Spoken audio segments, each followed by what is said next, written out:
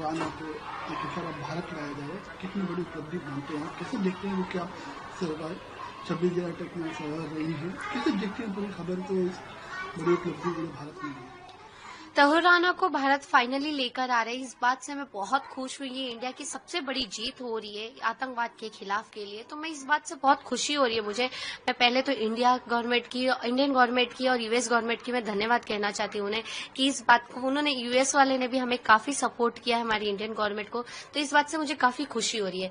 मेरी एक ही मांग है कि तहुर राणा को लाने के बाद उससे जल्द से जल्द एक इन्फॉर्मेशन निकाले आतंकवाद के खिलाफ, जो पाकिस्तान में आज भी छुप कर बैठे हैं उन लोगों के बारे में पता चले।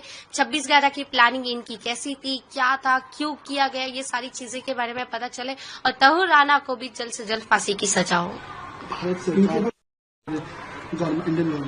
इंडियन गवर्नमेंट से मैं इस बात से बहुत खुश हूँ कि नरेंद्र मोदी सर जी ने इतना कुछ कर रहे हैं, वो आतंकवाद खत्म करने के लिए इतना सब कुछ कर रहे हैं, तो इस बात से मुझे बहुत खुशी हो रही है और मैं उनको थैंक यू कहना चाहती हूँ। मैं यही अपील करूंगी कि आपने तहुर राणा को लाया, ऐसे और भी जो पाकिस्तान में अभी भी बैठे हैं, जो मास्टरमाइंड जिंदा है, जिन्होंने कसाब जैसे लोगों को बढ़ावा दिया है, कसाब जैसे लोगों को पाल रहे, तो उन लोगों को भी जल्द से जल्द लेकर आए, उसे फांसी की सजा दिया जाए।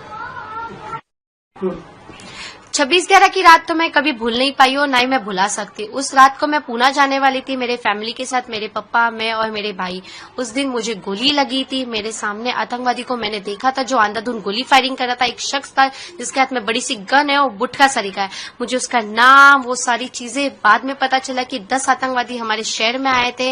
ये सारी चीजें मुझे बाद में पता चली थी। जब मैं सीएसटी में थी, मेरे सामने काफी लाशों थी, लोग भागते भागते गिर रहे, किसी के हाथ में गोली लग रही तो किसी के पैर, तो किसी के सर पर। मुझे समझ नहीं आ रहा था कि आखिर वहां तभी सब क्या हो रहा है। एक गोली आके मेरे पैर में लगी थी, मेरे राइट पैर में। गोली लगने के बाद मुझे सेंट जॉर्ज हॉस्पिटल लेके गए। सेंट जॉर्ज में काफी पेशेंट थे, वहां मेरा ऑपरेशन नहीं हुआ, वहां से मुझे जेजे शिफ्ट किए। जेजे हॉस्पिटल में करीबन 1.5 महीना एडमिट रही, मेरा पैर का 6 बार ऑपरेशन किया गया। फिर कुछ टाइम बाद मुझे और मेरे पापा को कोर्ट रूम के लिए बुलाया गया था। 10 जून 2009 को मैं और मेरे पापा ने जाके कसाब को आइडेंटिफाई किया था। मेरे पापा ने दोनों आतंकवादी को देखा था, कसाब और अब्बू इस्माइल को।